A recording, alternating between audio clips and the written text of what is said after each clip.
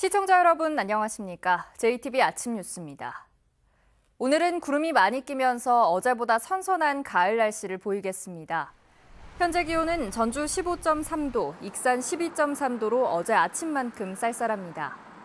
낮 최고 기온은 전주와 익산 23도, 무주와 진안은 21도에 머물며 어제보다 2, 3도가량 낮겠습니다. 미세먼지 농도는 종일 좋음 단계를 보이겠습니다. 주말에는 비 소식 없이 일교차큰 가을 날씨가 이어지겠습니다.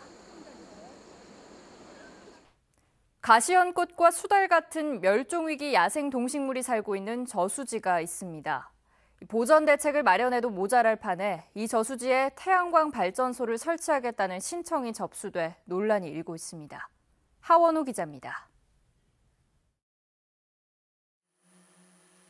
부안에 있는 농업용 저수지입니다. 이파리에 돋아난 뾰족한 가시, 멸종위기 야생식물 2급으로 지정된 가시연이 대규모로 군락을 이룬 채 서식하고 있습니다. 하지만 보호 표지판조차 설치돼 있지 않다 보니 가시연이 훼손되는 일이 자주 일어납니다. 가시연꽃 입에가 닷자리가 있잖아요. 칼로 착착 거신 자꾸가. 그게 낚시꾼들이 수출을 제거하고 여기서 낚시 행위를 했다는 얘기예요. 드넓게 펼쳐진 습지에는 멸종위기 1급인 수달이 살고 백로와 외가리, 해오라기 등 다양한 조류도 이곳을 터전으로 삼고 있습니다. 생태적으로 보전 가치가 매우 높은 이 저수지에 민간 사업자가 수상 태양광 발전소 건립을 추진하고 있어 논란이 일고 있습니다. 이 사업자는 저수지 21만 6천 제곱미터 가운데 5만 6천 제곱미터에 태양광 발전소를 짓겠다며 부안군에 수면 사용 허가를 신청했습니다. 부안군은 지난 5월 허가 신청을 반려했지만 이 사업자가 다시 허가를 신청해 검토하고 있다고 밝혔습니다. 허가가 나갈지 안 나갈지도 지금 저희도 결집권자한테 결제를 지금 맡고 있는 중이거든요. 내부적으로 검토하고 있는 상황이라. 환경단체와 일부 주민들은 부안군과 새만금 지방 환경청이 멸종위기 동식물의 서식 실태부터 조사해야 한다고 주장했습니다. 1차적으로 영전 저수지에 대한 생태계 조사를 하고요. 조사 결과에 따라서 필요하면 여러 가지 습지 보전 지역이라든가 보호대책 마련이 필요하다고 생각합니다.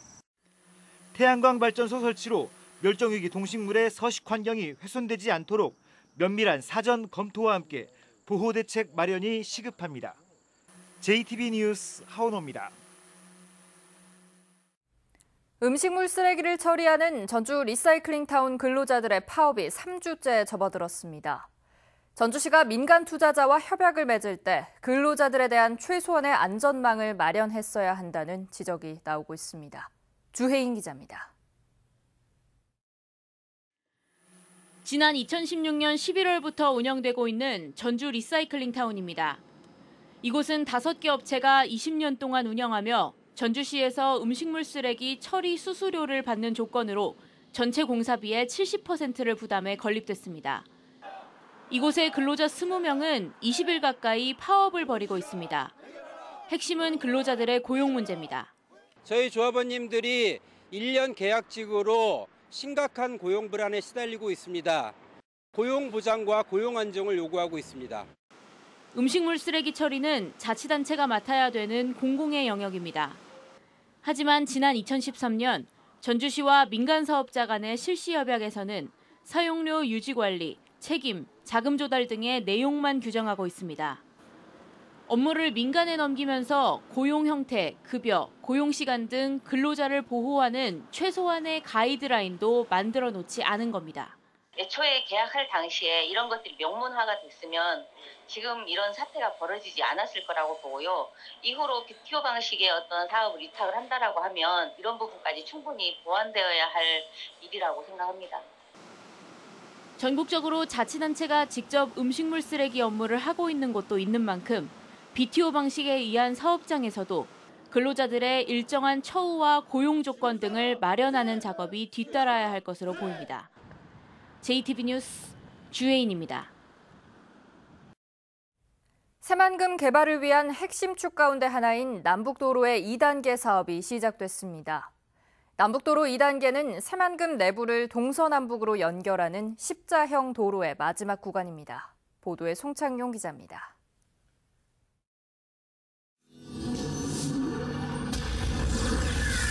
새만금 한가운데를 남북으로 가르는 남북도로의 2단계 사업이 첫 삽을 떴습니다.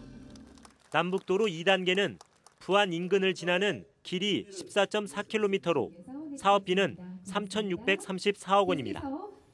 지난 2015년 착공한 동서도로, 그리고 지난해 착공한 남북도로 1단계와 연결돼 십자형 도로를 완성하게 됩니다.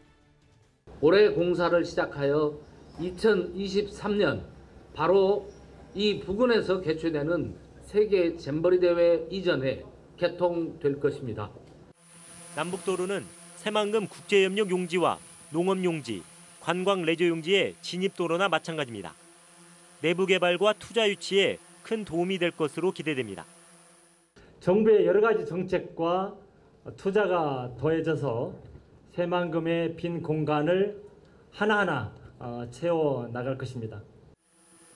전라북도는 남북도로 2단계 착공을 계기로 새만금 전주 고속도로와 새만금 대하철도 등 핵심 기반 시설의 조기 확충에 나설 계획입니다. 땅길과 바닷길, 하늘길 모두 열어서 동북아 경제의 허브, 환왕의 경제권의 거점으로 웅비해야 할 것입니다. 또 정치권과 공조해 새만금 국제공항이 2023년 세계 잼버리전에 개항할 수 있도록 국가 예산 확보에 총력을 기울일 예정입니다. JTB 뉴스 송창용입니다. 전국체전 개막이 이제 보름 앞으로 다가온 가운데 사전 경기로 남자 일반부 하키 경기가 김제에서 시작됐습니다. 서서히 체전 열기가 달아오르고 있습니다. 정원익 기자입니다. 드높은 가을 하늘 아래 스틱을 든 선수들이 운동장을 누빕니다. 온몸을 던져 골을 성공시키자 함성이 쏟아집니다. 치열한 경기를 지켜보는 응원단의 열기도 가득합니다. 즐거운 마음으로 응원하고 있습니다. 1년 동안 땀 흘려 고생한 만큼 좋은 성과를 얻었으면 좋겠습니다. 제99회 전국체전 첫 번째 사전 경기로 남자 일반부 하키 경기가 본격적으로 시작됐습니다. 이번 토요일을 제외하고 다음 달 1일까지 나흘 동안 김제에서 모두 10경기가 이어집니다. 김제에서는 하키를 비롯해 세팍 타크로, 축구, 근대 5종 등 모두 4개 종목 경기들이 열립니다. 하키 구장을 포함해서 축구 경기장 등 저희가 32억 원을 투입해서 경기장 시설 승인까지 완료를 한 상태입니다. 다음 달 7일부터는 두 번째 사전 경기로 배드민턴 경기가 엿새 동안 원광대 체육관에서 펼쳐집니다. 전북에서는 5개 팀이 출전하는 가운데 남자대학부 원광대가 1위, 여자대학부 군산대는 3위를 차지할 것으로 기대됩니다. 하키로 포문을 연 전국체전 열기가 벌써부터 달아오르면서 기대감도 갈수록 커지고 있습니다.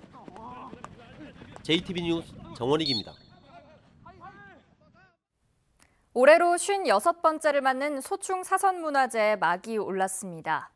앞으로 나흘간 사선녀 선발대회와 호남좌도 농악경연대회, JTB 축하공연 등 풍성한 행사가 펼쳐집니다. 조창현 기자입니다.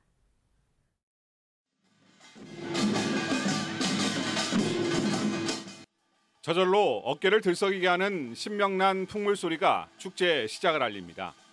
임실농악단의 길놀이는 풍년과 마을의 안녕을 기원합니다. 전설 속 신성과 선녀에게 정성스레 제를 올리며 무사히 축제를 치를 수 있기를 빌어봅니다.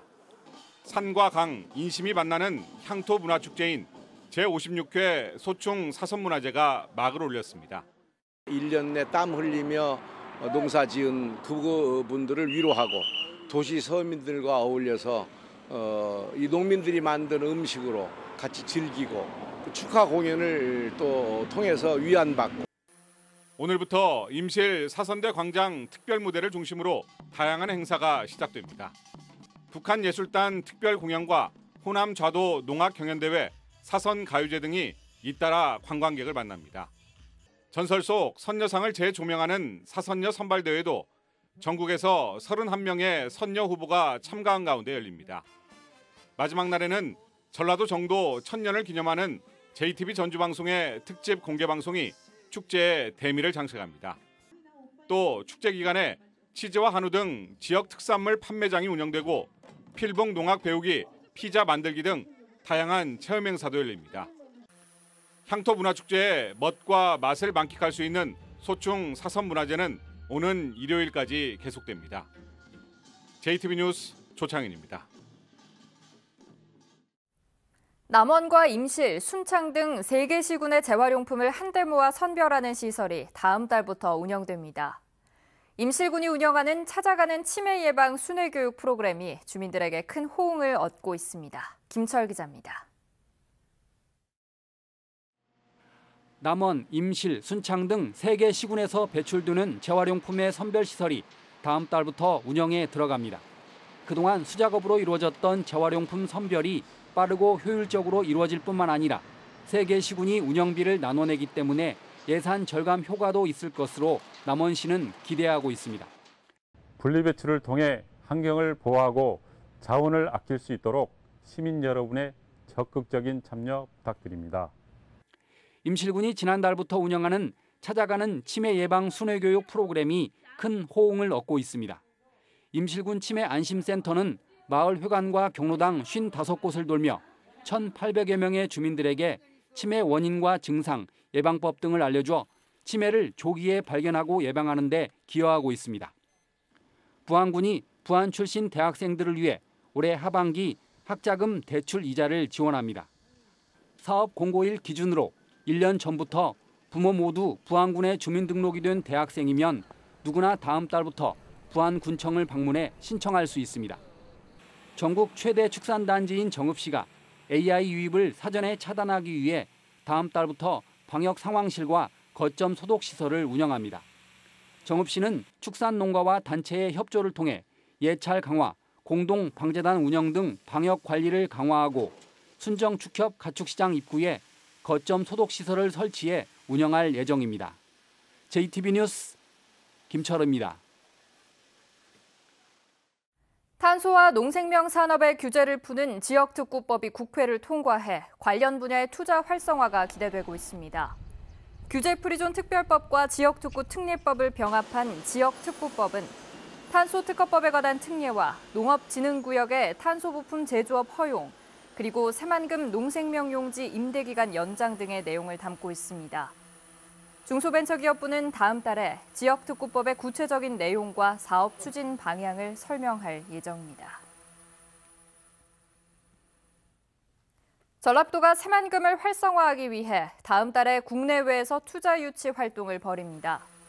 전라도는 다음 달 9일부터 12일까지 일본 도쿄에서 일본 화학기업 등을 대상으로 새만금 임대용지와 투자기업 인센티브 등을 집중 홍보합니다. 또 다음 달 17일에는 인천에서 열리는 한국자동차산업 전시회에 참여해 새만금 홍보 부스를 운영하며 투자 유치 활동을 벌입니다. 국민연금공단이 전주로 이전한 지 2년이 지났지만 임직원의 지역 정착률은 여전히 낮은 것으로 나타났습니다. 국회 보건복지위원회 김승희 의원이 국민연금공단 자료를 분석한 결과 이달 현재 공단 임직원 1,019명 가운데 전주와 익산, 완주에 거주하는 인원은 304명으로 지역 거주율은 29.8%에 불과했습니다. 특히 기금운용본부 기금운용직의 지역 거주율은 17.6%에 그쳤습니다. 전주시가 걷거나 자전거, 시내버스를 이용하는 시민들에게 버스 요금을 최대 30%까지 할인해주는 알뜰 교통카드 시범 사업을 실시합니다. 전주시는 한 달에 버스를 44차례 이용할 수 있는 교통카드를 구입하면 10% 할인해주고 시내버스를 타기 위해 정류장까지 걷거나 자전거를 타고 가면 1km에 200원을 적립해주는 알뜰 교통카드 시범 사업을 다음 달부터 시행한다고 밝혔습니다. 전주시는 시민체험단 500명을 대상으로 석 달 동안 시범 운영해 문제점을 보완한 뒤 내년부터 본격적으로 운영할 계획입니다.